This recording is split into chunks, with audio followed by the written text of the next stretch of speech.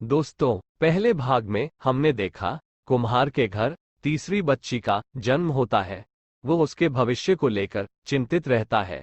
एक दिन एक वृद्ध संत उसके द्वार पर आकर उसके चिंता के विषय में जानकर उसे सुझाव देते हुए कहते हैं, हर दिन 5 दिए बनाना और जब तक दोबारा मैं तुमसे मिलने ना आऊं ऐसा करते रहना। दोस्तों, आइए इस भाग में अपनी इस कहानी की यात्रा को पूर्ण करते हैं।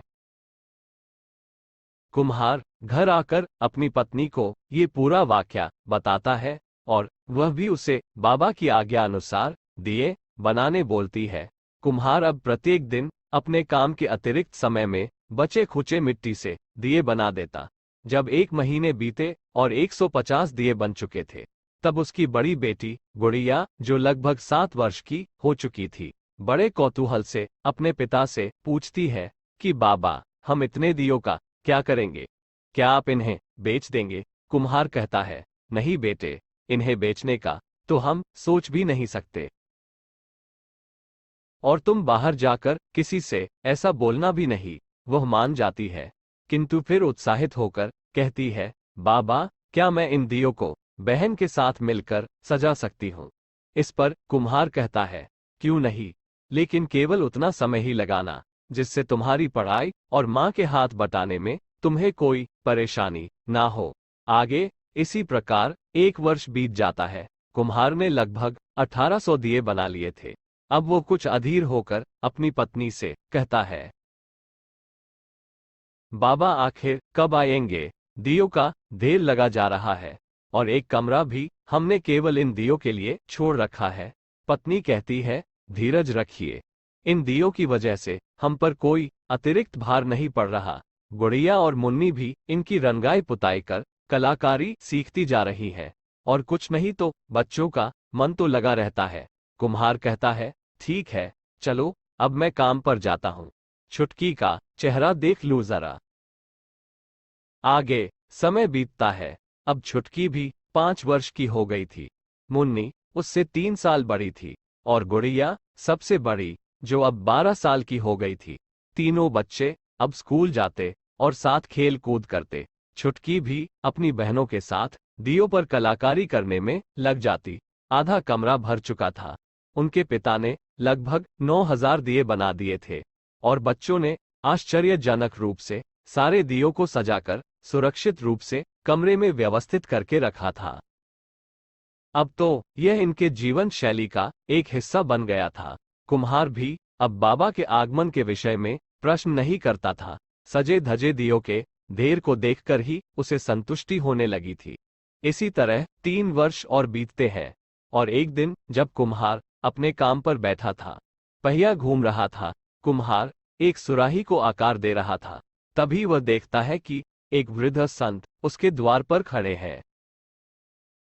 कुम्हार को कुछ क्षण लगते हैं यकीन होने में, फिर वह आवाज देता है, बाबा, आखिर आप आ ही गए।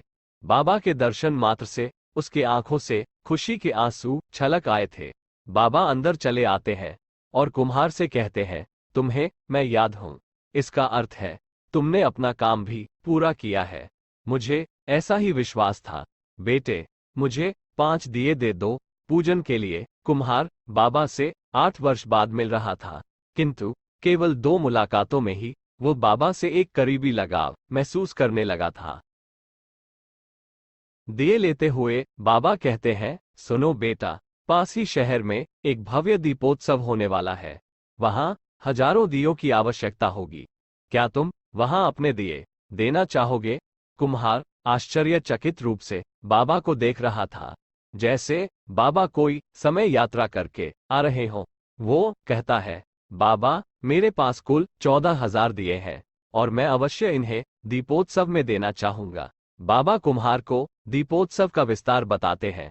वहां जाकर किससे संपर्क करना है, अपने दिए कैसे बेचने हैं, सब उसे समझा देते हैं। बाबा कहते हैं, तुम एक कर्मयोगी हो, यही तुम्हारी महानता है। कुम्हार उनके पांव छूता है और बाबा आशीर्वाद देकर अपने 5 दिए लेकर वहां से चले जाते हैं। कुम्हार खुशी खुशी घर लौटता है और अपनी पत्नी को ये पूरा वाकया बताता है। तब वह कहती है, इसी धैर्य और विश्वास को लोग कभी कभी चमत्कार का नाम देते हैं और फिर कहती है, अब हमें दीपोत्सव की तैयारी करनी चाहिए। आप कम से कम 4 बैलगाड़ी बुला लीजिए और मैं बाकी तैयारियां करके रखूंगी। 4 दिन बाद कुम्हार परिवार समेत शहर के लिए निकल जाता है, बाबा के द्वारा बताए गए पते पर।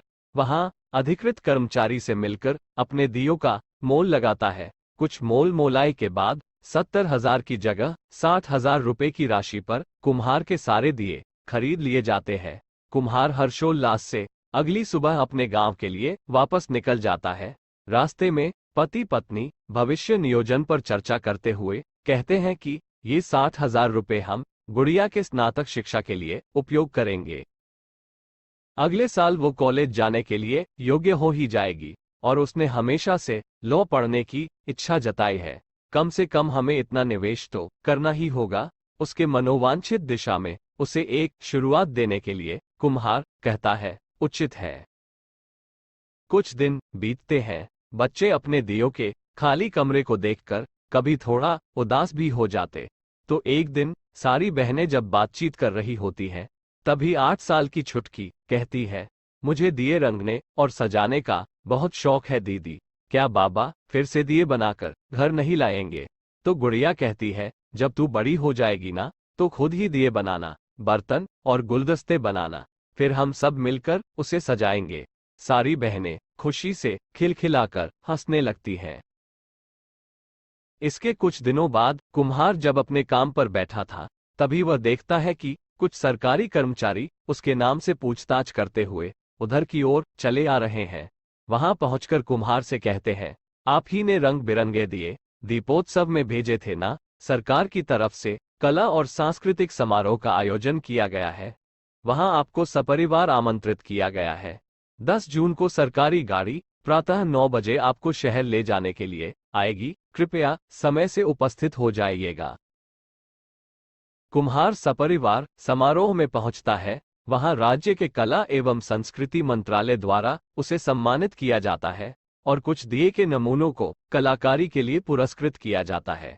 35,000 रुपये नकद राशि की इनाम भी दी जाती है।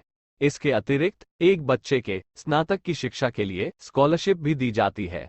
कुम्हार को लग रहा था जैसे ईश्वर एक के बाद एक आशीर्वाद के फूल उसकी झोली में डाल रहे हैं।